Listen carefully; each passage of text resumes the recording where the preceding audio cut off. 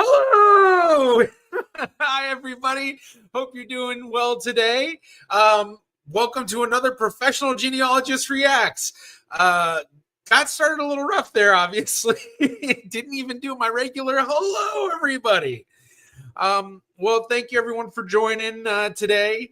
We're starting out a little late on the amount of people, but hey, it happens. We'll see how things go. But thank you, everyone, for joining. We're going to do a typical question and answer, chatting about DNA and genealogy and all sorts of stuff. I did start a little bit of a new layout, so hopefully it looks decent. Added that little thing right there of ask a question in chat. Questions attached to a super sticker donation will be guaranteed an answer on stream. because I always say it all the time, and I figured, you know what, let me have a little thing saying it too. So let's just go through and say hello. And starting out, as always, I feel like you deserve a medal. Anna Tommaso from Western New York, thank you for joining. Tasha Carl, hello from Minnesota. Another one of the ones I see all the time early in the chat. Happy St. Nicholas Day. Thank you. I had no clue what that was. I saw that pop up in chat right before I started. So actually, I was looking at that before I got started, which might have been why I started a little rough there. But I actually didn't know anything about it. I mean, obviously, St. Nicholas, Santa Claus, Sinterklaas, that whole thing. So I just kind of, was like, oh, okay, maybe the actual saint. And I guess it's a German holiday from what I saw. But happy St. Nicholas Day to all who celebrate. Julia Joyce, hello from North Baddesley. Hello, Julia. Another familiar face and name early in the chat as usual. And then we have Leslie representing Santa Cruz, California with bells on. So yeah, nice and sunny out there, I guess. It's cold out here in North Carolina. It's, let's see, what is it, 39 degrees right now. But when I took my dogs on the first walk early this morning, it was like 20-something degrees. I don't remember how much it was, but it was like, whoa. Stig, hello from Oslo, Norway. Hello, Stig. Right as I was clicking Stig's thing, I realized I have so many Europeans. They're probably like, wait, 20 whatever degrees? What? That's crazy. But obviously that's Fahrenheit, which on Celsius, I don't know exactly what that is, but I would imagine that's like what? Like, I don't know, 5 or something? 5 degrees Celsius? What is 29 degrees Fahrenheit to Celsius? What is that? Oh, 29 degrees Fahrenheit is minus 1.6 degrees Celsius. That's right, because 32 degrees Fahrenheit is 0 Celsius. Okay, yeah, there you go. So, Julie, I tested my mom with my heritage last year. Couldn't resist buying her a test from Ancestry the other week as it was on sale at 40 pounds bargain. Yeah, honestly, Ancestry is one of those ones where it's so worthwhile to get into the database. 23andMe was like that. It still kind of is if you're not in there because you just don't know who's tested in there. But Ancestry's database is just so large and growing. Well, I don't know if it's growing faster than any of the other websites right now, but for many, many years, it has been growing much faster than a lot of the other databases. Santa Ninfa. Hi, Stephen from Deer Park, New York here. Hello, Stephen. Thank you for joining. Ruby Barnett. Hi. Hello, Ruby. Thank you for joining. We have Rob. Good evening. Researching my ancestry while listening. Okay. The Dutch celebrate St. Nicholas. He is also the patron saint of Amsterdam. I didn't know he was the patron saint of Amsterdam. Interesting. But hello, Rob. Hoe gaat het? Hope you're well. Ik ben goed. And I said hello to Ruby, but hello again from Bloomington, Illinois.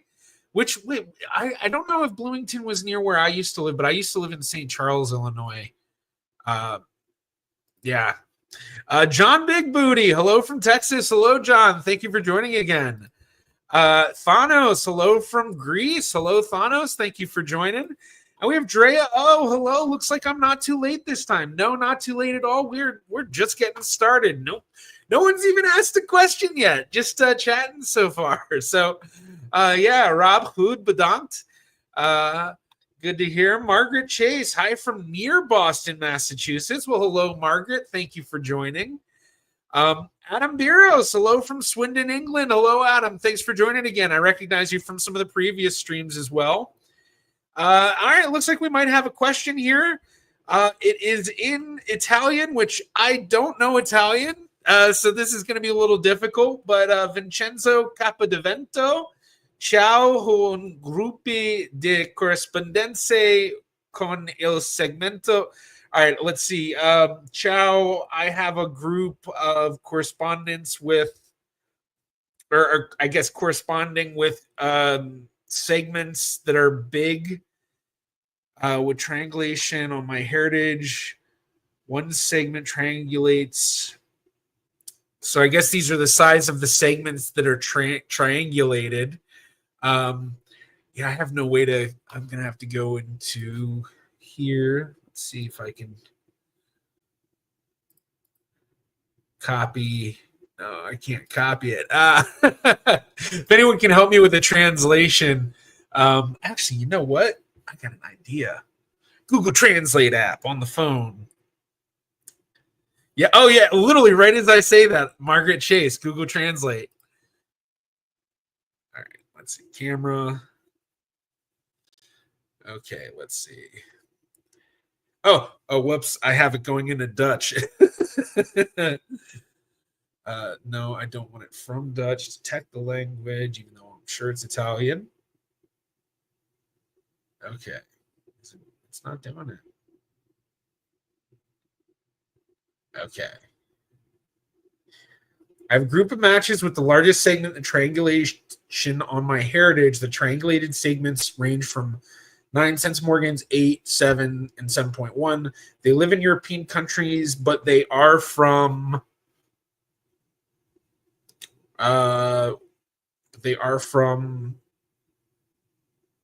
one, maybe? I don't know if it's translating completely correct. Doesn't look like a question, but thank you for saying. I mean, when you have triangulated segments amongst a group of matches, that's usually pretty good, especially if you see that. Well, I guess they're triangulating between all of you. So definitely represents some sort of shared ancestry that you all have. But that's just assuming that the segments are true segments. But at 7.1, 7.5, 8, 9 cents Morgans, those are all pretty good segments. So not sure if there's a question there. If there's a question, I'll keep my eye out. Obviously, we need questions. So for anyone, I get our streams doubled in just a few minutes, so that's good to see. But for anyone that didn't see, I mentioned the new little thing I put in the corner there that's ask a question in chat. So I always answer questions in chat, but I do not guarantee it. But questions attached to a super sticker donation will be guaranteed an answer on the stream as well. I very highly appreciate any super stickers because it helps support me in allowing me to do this and not having to get another job. Alicia West, hello from sunny Palm Springs. Hello, Alicia. Thank you for joining.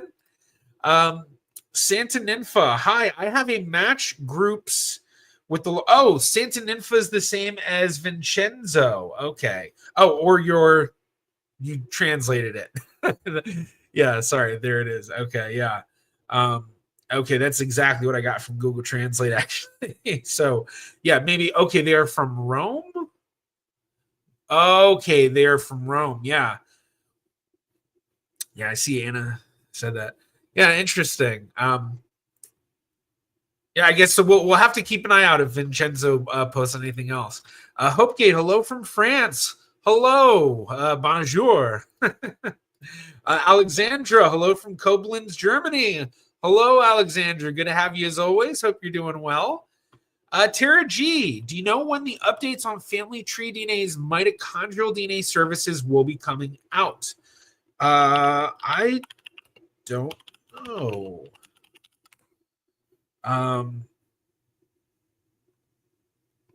Yeah, I'm not sure.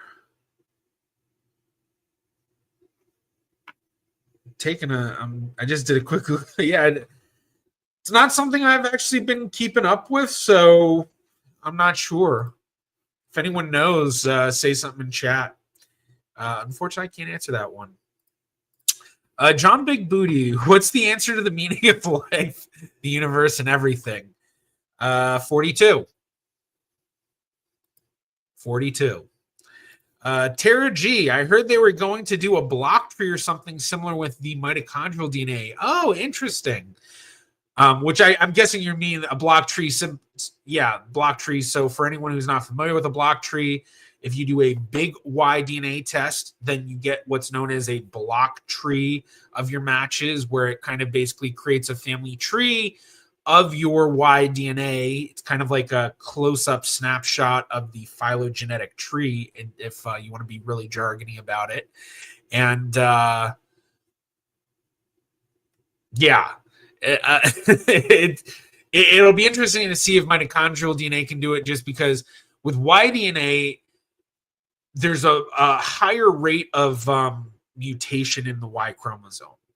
And that allows us to be a bit more precise in seeing how everybody kind of correlates to each other and building that phylogenetic tree. Whereas with mitochondrial DNA, the mutation is much slower.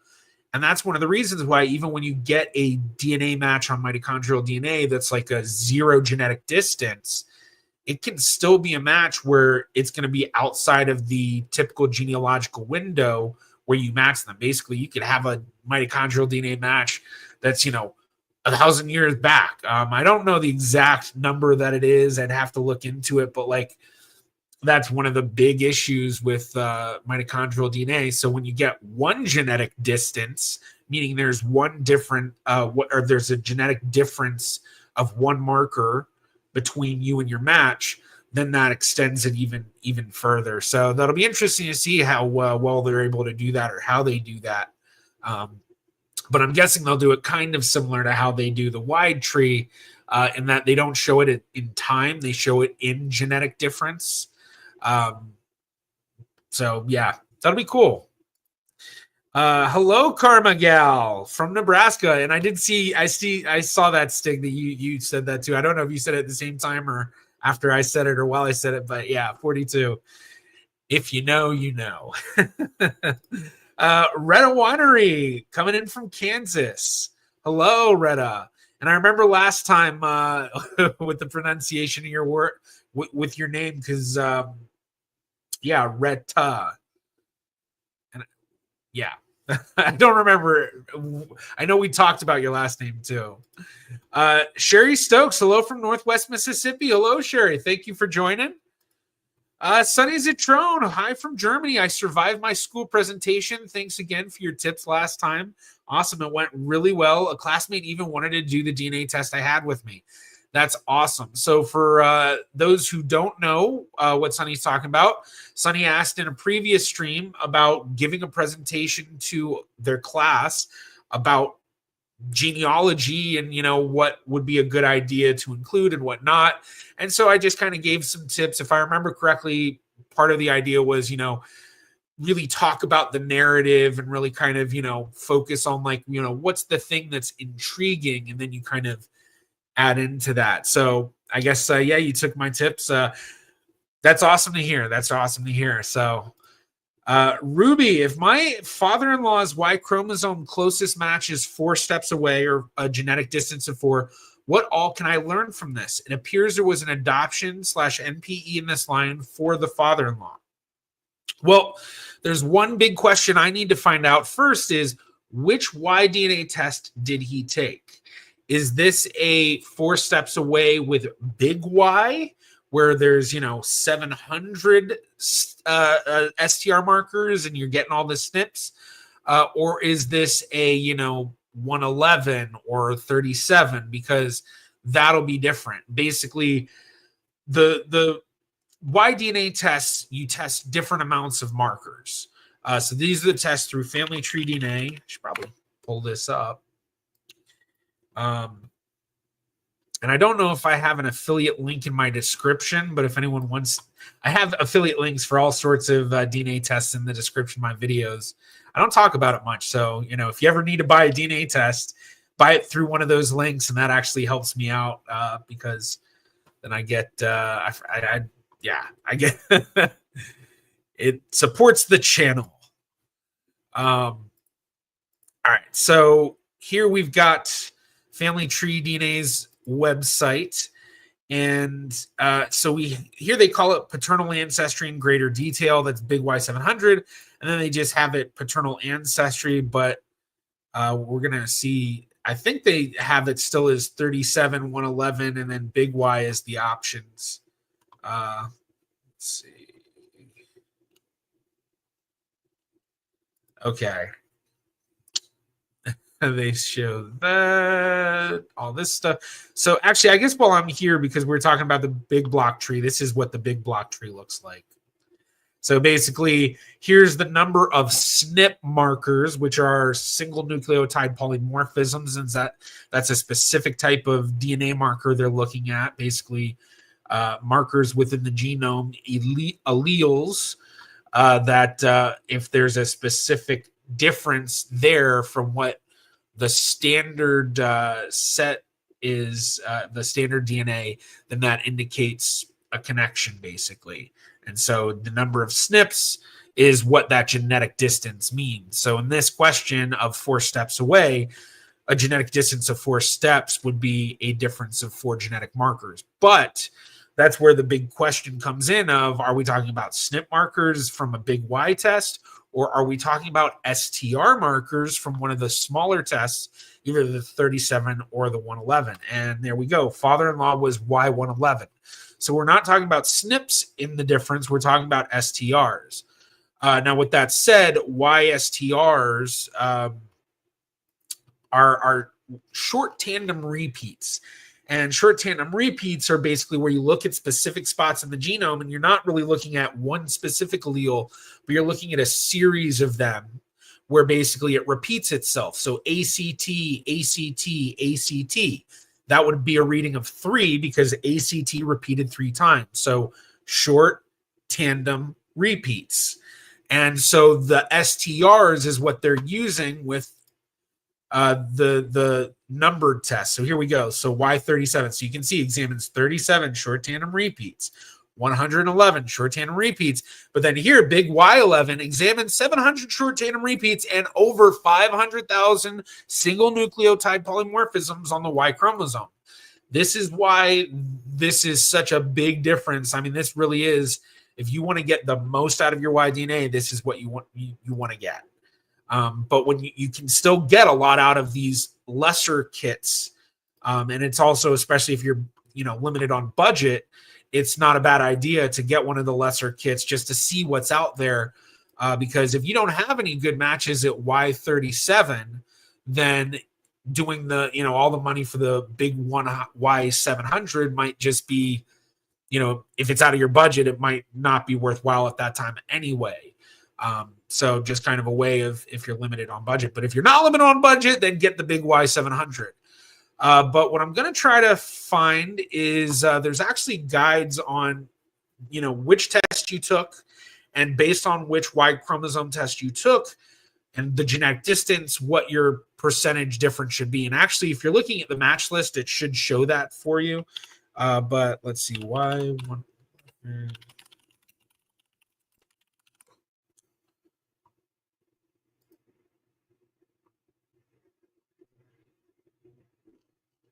So they used to make the chart really easy to find. Is this it? Okay, here we go. This is from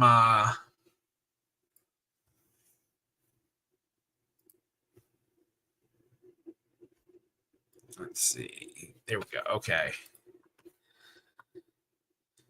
So here is a couple of different charts from this is a little older, but you can see modified about 4.5 years ago. So not pretty much the same.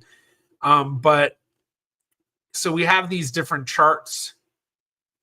I guess this person's kind of trying to figure out the different levels of things. So yeah, here's another good chart.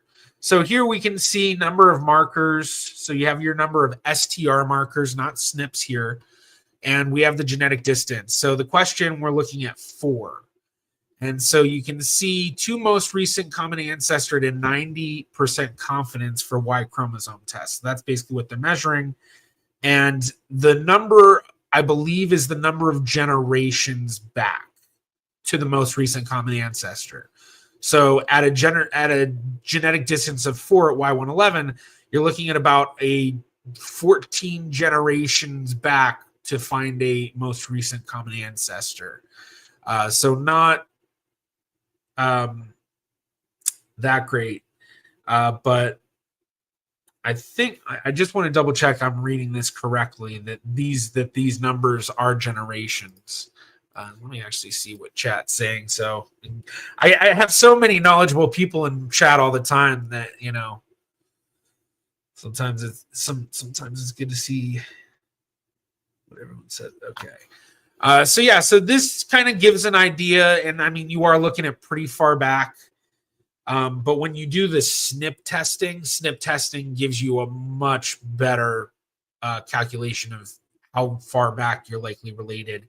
Plus, with the big Y100, big Y700, where you get the SNP testing, that's how you're able to get into the phylogenetic family tree. So that's literally the family tree of all humanity based on Y chromosome. So that traces back to Y chromosomal Adam. So when you look through, I wonder if we can actually look at it through here, the big Y tree. So here's, place on the tree. So this is the phylogenetic family tree. And so here's what the match list looks like. Okay, let's see. It's not going to let us go into that.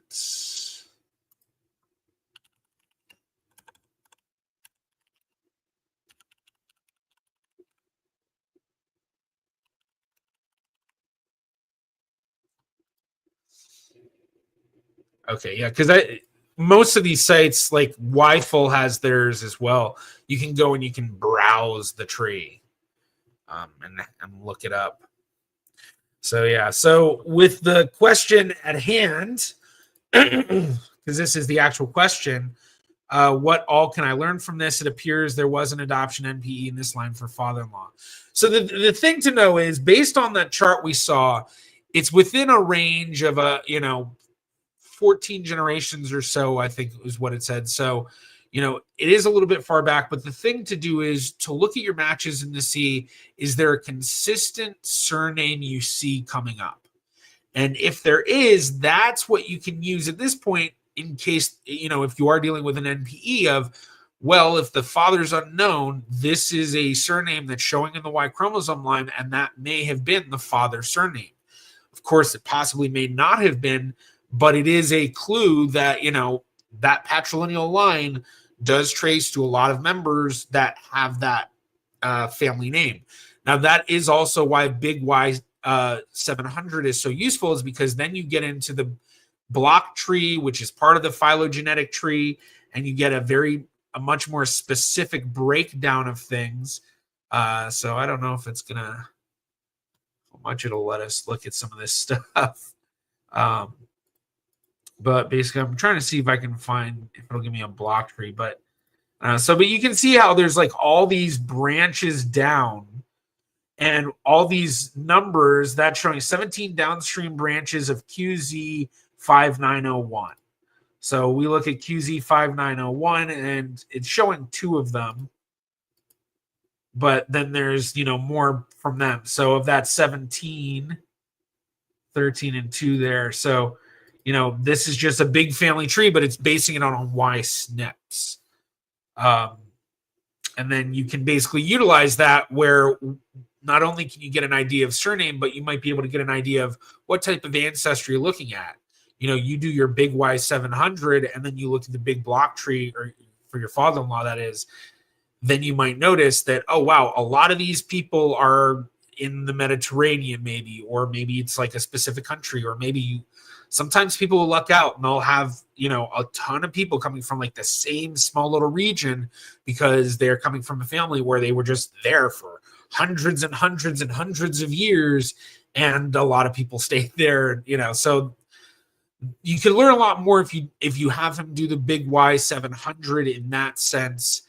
But it's with your closest match being 4 steps away, when you do big Y700, if you have him do it, you may not get quite as amazing of results, like basically, specifying very specific stuff, but at least you can kind of get a better idea of things. And then, of course, it also sets you up for once you actually hit the point of, oh, wow, we have this really close match that is a genetic distance of 1 at 111. But when you look at the big Y700, we're looking at, first of all, we have 700 STRs to compare against for that genetic distance, but then also you have the SNP genetic distances that you can be comparing at. So, yeah.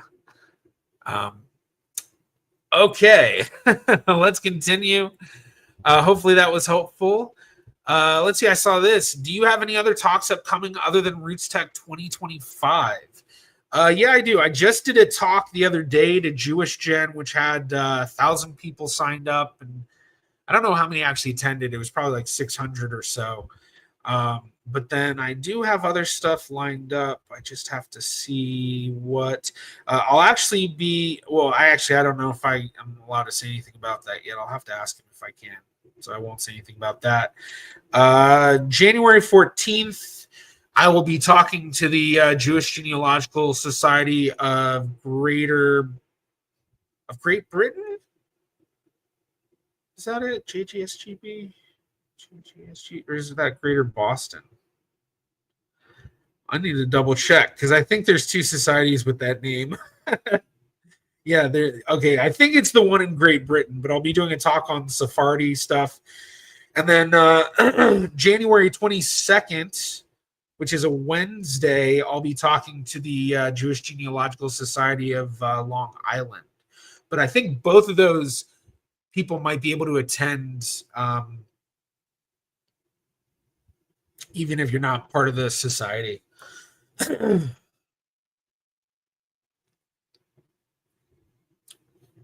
So, Eve Cotton. Oh no, late. Hopefully not too late.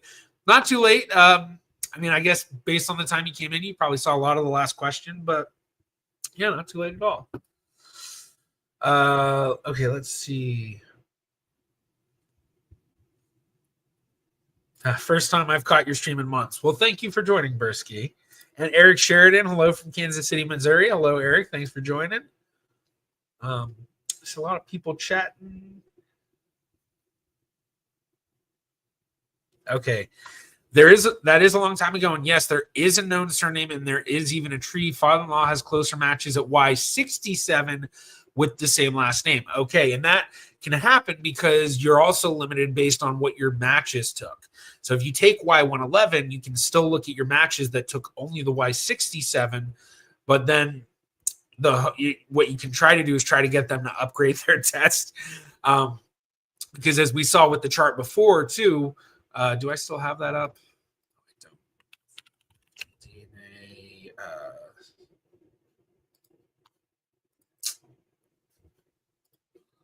See if I can find it this way. FTD. Did I just? Okay, there we go. There we go. That's what I was looking for. Just look at it like that. So yeah, so that chart, open image and new tab. Okay, how's that looking? That looks good. Okay, so yeah, so with 67, you can see how a genetic distance of 0, it can be as far out as 6 generations. And so you can see as you get lower in the amount of tests you take, it gets lower and lower. Now Y12 and Y25 is no longer available to purchase, but there's a lot of people in these databases that tested early on in the family tree DNA timeline, because family tree DNA has been doing Y-DNA tests since the early 2000s. They were basically the company to first start really doing genetic genealogy for consumers like this. But with Y67, even if like Y67, if it's a genetic distance of 2, we're still looking at actually pretty similar to about what Y111 is. The only difference is here it looks like they're giving the number of generations back, like the furthest back maybe, whereas it's probably better to kind of think of it as a range, which maybe some of those other ones showed it better. Some of those other charts.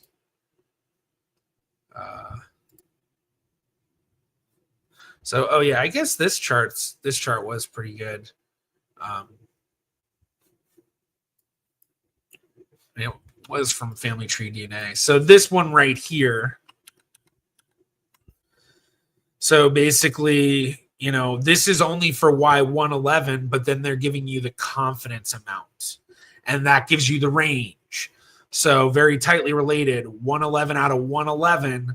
It could be as close as two generations, basically. I mean, why? Basically, it's yeah. But 90% confidence, it's 4 generations. 95% confidence, it's 5 or less. And 99%, 6 or less. And so you can see, once we get to 4, even though we had that number of 14, it could be 7 generations or less, but that's only a 50% confidence. And it's a 99% confidence that it's 16 generations or less. So the range kind of is, in a sense, you can think of like about 7 to 16 generations. But they always have, and you can see up here, this or less. Emphasize the possibilities. So, all right. Oh, I see a super chat. So let's get to that. Appreciate that. Thank you very much, Leslie, for the $9.99. I just asked a question, but didn't hit super chat in time. It's about 1820, 1830 census says head of household, and if that person owns the land at age 16. Okay, you said you asked a question. Okay, here. In USA 1820 to 1830 federal census, it lists heads of household. Are those both owners and not?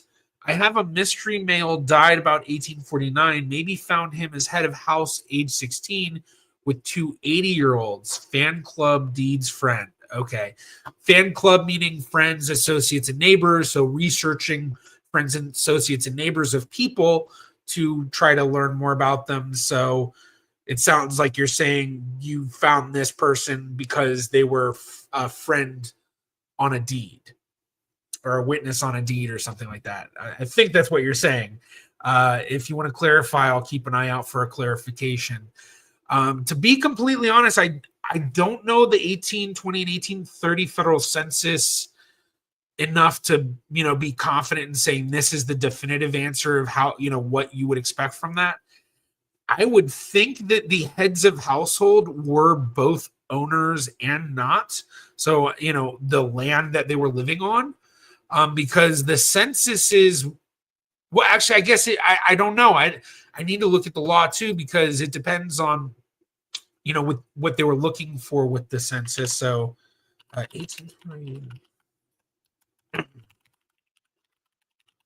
Yeah, this is a really interesting question that I'm not quite sure.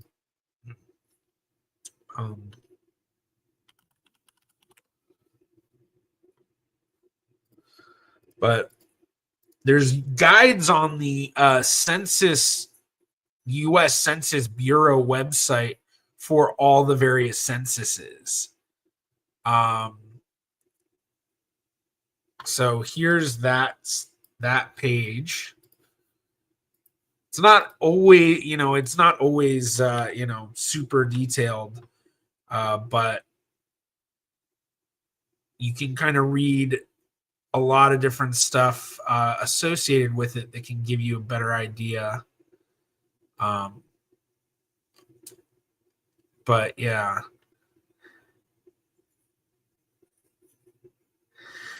I would guess that it would include renters and those who own, but I'm not 100% sure. Let's zoom in on that so you all can see it a little bit better, because it's hard to see here. So you can see here from John Quincy Adams, Washington, December 18th, 1821. By the 12th section of the Act of Congress of 14th March 1820 to provide for taking the forced census or enumeration of the inhabitants of the United States and for other purposes, it was prescribed that when the aforesaid enumeration should be completed and returned to the office of the Secretary of State by the marshals of the states and territories, he should direct the printers to Congress to print for the use of Congress 1,500 copies thereof. Yeah, okay, I guess that's a lot of what to do with the completed. what we'd be really interested in is them saying, here's what we want from that. But I mean, I guess you'd have to kind of read through and see. But yeah, that's an interesting question. Because I could see that they possibly would ignore people that don't own the land, but I don't know. Okay, I found them by name, not out of fan stuff. Okay, but the person is elusive. I'm now moving on to fan club, trying to know who the 80-year-olds are. It's making me crazy. Yeah, now that is one big disappointment with a lot of these early censuses is that it only lists the head of household by name, and then everybody else is listed as like, age 16 and under, free white, age 16 and under, free black, and like, just like, yeah, the 18, 20, and 30 cent, and I think it's 1850 or 1860 was the first time they started listing all the family members by name. And before that, it was all listed by, so even though, trying to know who the 80-year-olds are, it might not have been 80-year-olds. Let's see, do we have a sample? Let's see.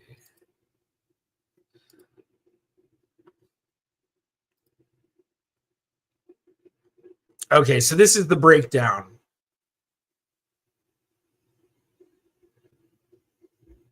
So I'm actually kind of curious how you know that they were 80 years old. So like this is what it looks like if you see the actual thing.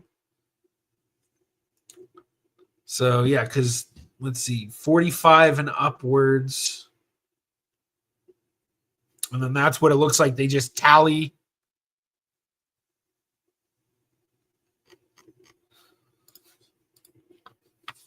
Yeah, I don't know.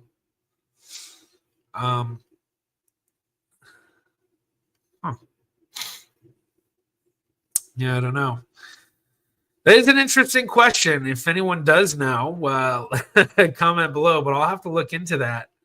I did. I jumped over a lot of people when I saw the super chats. I'm just gonna kind of go back real quick, and I saw there was a bunch of hellos. Hello, Weeping Scorpion. Doing well. Hope you are too. Hello, Nick. Goedenavond van Groningen. Hello, hoe gaat het? Eric. Talking to somebody else.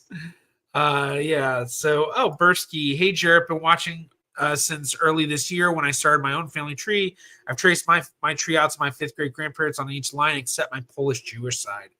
Congrats on tracing out to 5th grade grandparents on a lot of other lines, because that can be hard for a lot of people. But yeah, it's easy to hit those brick walls, especially if you're coming from a Jewish ancestry, an Ashkenazi Jewish ancestry, especially Eastern European. All right, let's see. More super stickers. Thank you very much, Ruby, for the $4, and thank you so much, Sherry Stokes, for the $4.99. I greatly appreciate that. That's awesome. That really helps support the channel. So I'm not sure if you have questions tied to that, but I'll keep an eye out for things. I did see this from you, Ruby. You've helped me so much. Thanks. My pleasure. I'm glad that I was able to help you out. So let's see.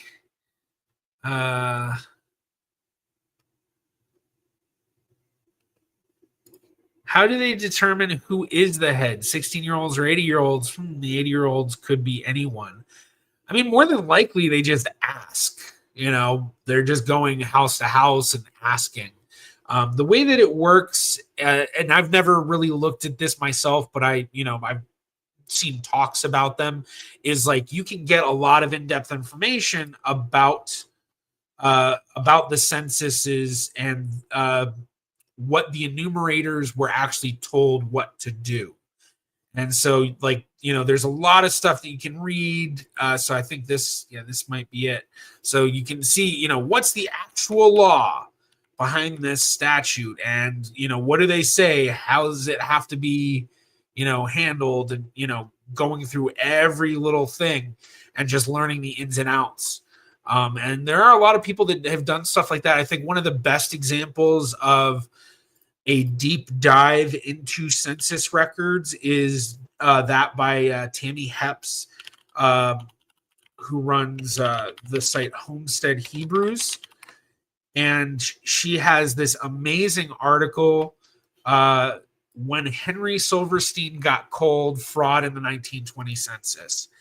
And she goes in depth, and a great way to learn about the in-depth stuff about census records. Granted, this is the 1900 census records, which were a bit more developed than the 1800s. But she goes in and she's looking at the maps. So here we have the different maps, the wards and what they're assigned.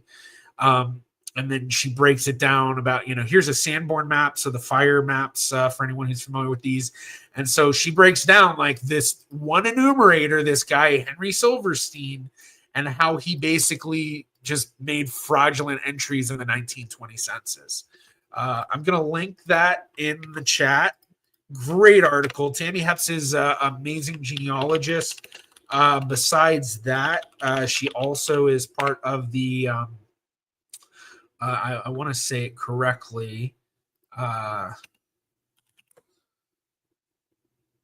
She's part of the, I don't know exactly what they're called, but she's part of the team that does the research for Holocaust survivors and their children.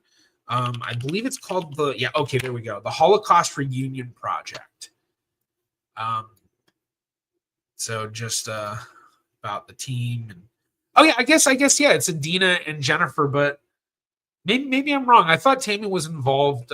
Maybe she's involved in some of the projects with them, but either way, Holocaust Reunion Project, great project. And Tammy Hepps, amazing genealogist as well. Great article. Definitely go check that out. So yeah, at least there is a census. That's already something. Retro Rob Casa. Hi, a bit late to the party. Well, thank you for joining, Rob. I've had a lot of comments of late to the party day. Oh, excuse me. And Retta Winery with the $10 super sticker. Thank you so much, Retta. I really, really do appreciate that. A lot of super stickers today. So thank you so much, everybody. I appreciate that. And then Margaret Chase, Radio Bedhead, and I believe we share Chase ancestors. We're wondering how far back we need to go to find a common ancestor. I've researched my branch to 1633. Well, I mean, I guess it depends on a lot of different things. With the last name of Chase, it's possible that name traces far, far back, well before 1600.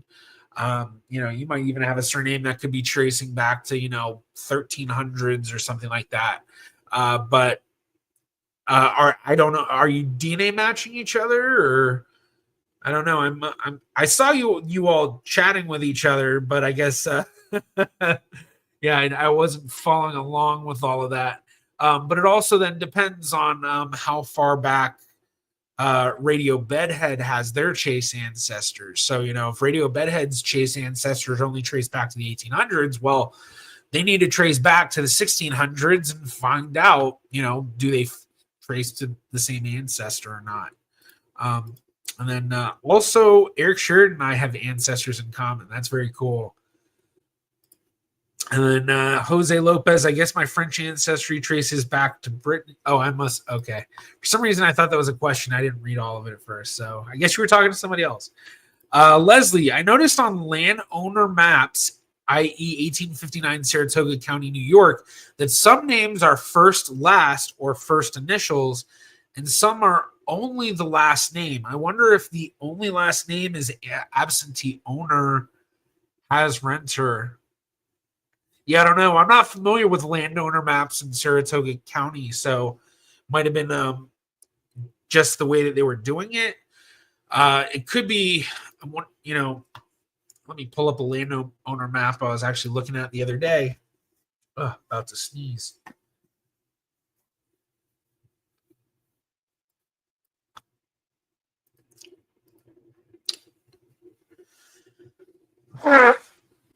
Oof. Got a humidifier, so things have been better, but I don't know who saw that last stream where I was like half dying from my allergies. Okay, so this is a Wisconsin landowner map, but this is what year is this? They say it's 1917, but I don't think it's actually 1917. Let's see, they say at the front. No, they don't. Okay, it is. They claim it's 1917, so I don't know. We'll just say it's 1917, but would that be right? Yeah, I guess it would be right about. Okay. So this is land ownership map. So I don't know if this is what the ones you're looking at look like, but this is basically. Oh, I know why. I don't know why this isn't the one that. Because that's not the one that I was looking at the other night. Is that it? I think this might have been it. No, that's a different thing. That's a different thing. Yeah, I don't know. Fun little thing. I guess some of you guys are, some of you all are getting a little preview of an upcoming YouTuber family tree. But I know this is definitely not the map I was looking at the other day because, you know what? It would have been further back. Maybe it's under hints and I didn't add it.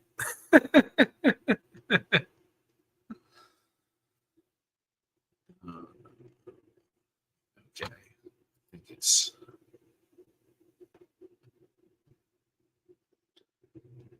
definitely an older. Okay, I think this is the one I was. Yeah, this is the one I was looking at. This is what I had in mind. This is an older one. So 1873. And these maps are really cool, especially if you're trying to find where your family lived. So actually, I'm going to kind of show that.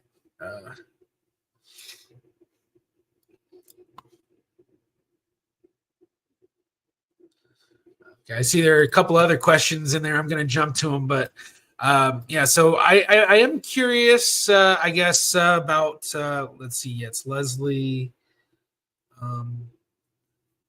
Yeah, I looked at an Iowa map and they're all first and last names. I think it's Saratoga County, New York thing. If so, I can maybe ask them there. Yeah, that would be the thing. Because sometimes there's just little things that people are doing for different. Yeah. Sorry. I'm jumping around so much I can't think straight. Okay. What is this doing?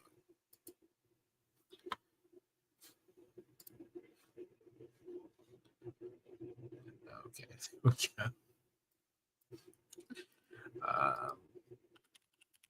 Just need to look this up first.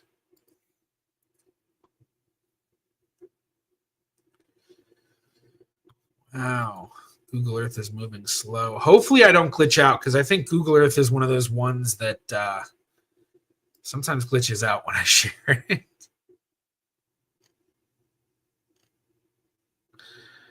Okay, so let's see. Here we go. Okay. Close that out. So here is the present day image of this map. So, oh wow, I actually almost got that perfectly. Look at that. So you see Turtle Lake over here. Boom, that's Turtle Lake. You see this other lake right here. Boom, and then that one right there.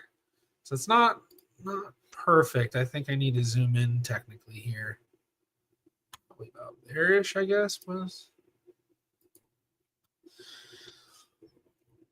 If you when you have software where you can do like the overlay of things, that's even cooler. But like, so the YouTuber who I'm researching this for, their ancestor is this Thomas Gaffey down here. And so that's actually down over here. And you can kind of like follow all the different, pieces of land to kind of figure out where they're at. And the way that I figured it out is this tree line right here is mapped out right here. And so that's right north of the property of this Pemberton, which is right north of Thomas Gaffey. And so we see that property of Thomas Pemberton, which is right here. And so then this is the Thomas Gaffey stuff. So it's starting over here and extending over here-ish. Yeah, deep into the, I don't know exactly what that is over there, but they were obviously mapping whatever this says, this like barren sort of land or something, you know? So just, yeah. Very cool. Okay. And then just for fun, I want to see, you know, anyone in chat, who do you think the YouTuber is that this is for? Just for fun. Okay, let's see. Where was I? Okay, yeah, landowner maps. There we go. Okay, follow up on that. No DNA matches yet, but I'll continue to trace back. Thank you. Yeah, and the thing is even if you're not matching on DNA, you know, you only have to be related, like, you know, having fourth or fifth great grandparents. And, you know, at that point, you even earlier than that, you might not share any DNA with people where you both truly do descend from those shared ancestors. So if your shared ancestry is back in the 1700s or 1600s, then yeah, it's probably not going to be DNA unless you can get Y DNA to help try to prove it. But then you've got to get purely patrilineal Chase descendants to do that. Yeah, I've gotten as far back as Private John James Chase in the 1600s, but only in the quick and dirty was by using hints and stuff. Yeah, and those ones, when you start getting back that far, especially like pre-1700s, that's when you have to start to be really, really careful. And I would highly suggest going through and really vetting out each one of those generations you added there. But if you're already back to the 1600s and Margaret has her Chase line back to the 1600s, and there's no similarity, then if there is a connection, obviously it's going to be further back than that, if there is. But also with a name like Chase, I think that's a name that a lot of families probably adopted. So I should say I'm probably going to end in like 7 minutes or so, not too long. I'm going to try to keep it short today because got plans tonight. So gonna, you know, need to get ready. Let's see. Sherry Stokes. I'm looking for my third great grandparents. I found my fourth greats and even narrowed it down to the potential son, but can't find them even trying matches to a potential wife. Suggestions.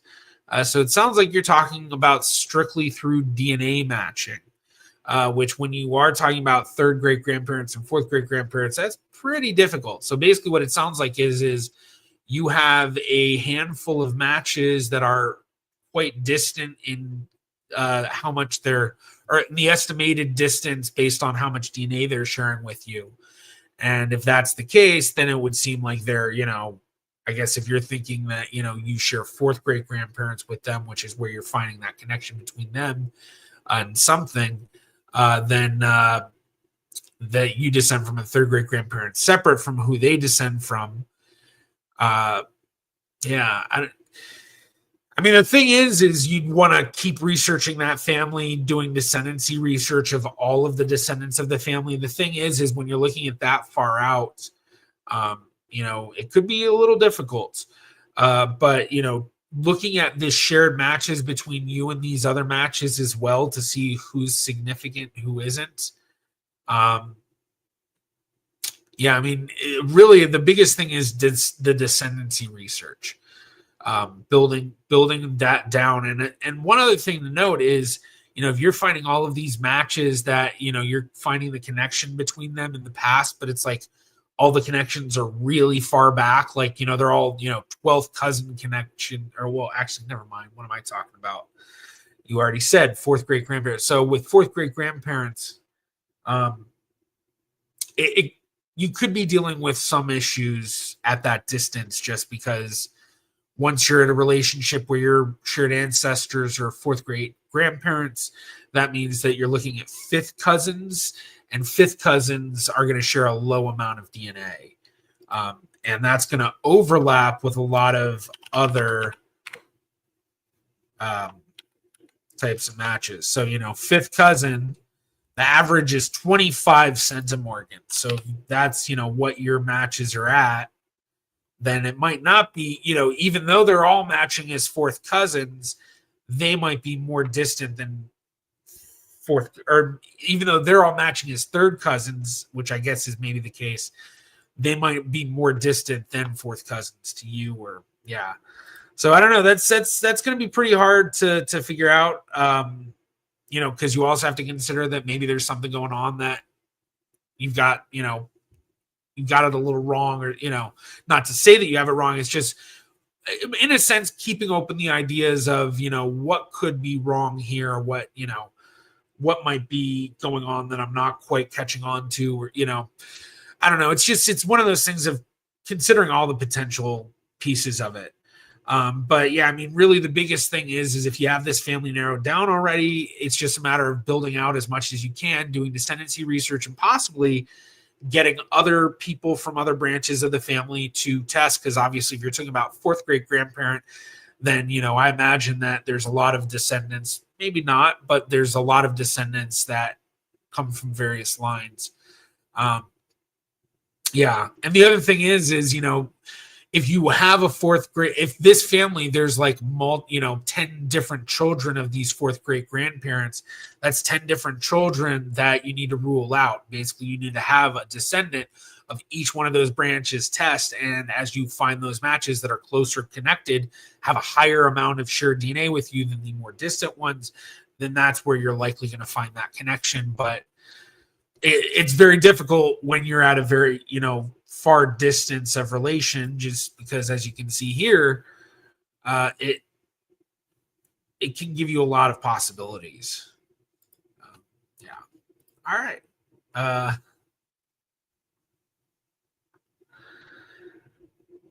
Okay. Well, someone actually, I guess the only guess, and they were 100% right. Oh wait, whoops, I clicked the wrong thing. Cynical historian, yes, Tara, you are correct. It's cynical historian. But yeah, overlays have solved a mystery for me. Superimpose a person's portrait to another appears to be the same person. Yeah, now that stuff's a little bit trickier. You can always use the Family Search has face compare a face, where it's a face, comparison. Yeah. Okay. You're welcome, Radio Bedhead. All right, let's see. 4:59. Okay, well, I think I'm going to call it there for today's stream. Thank you so much, everybody, for joining today. A big special thank you to all of the people that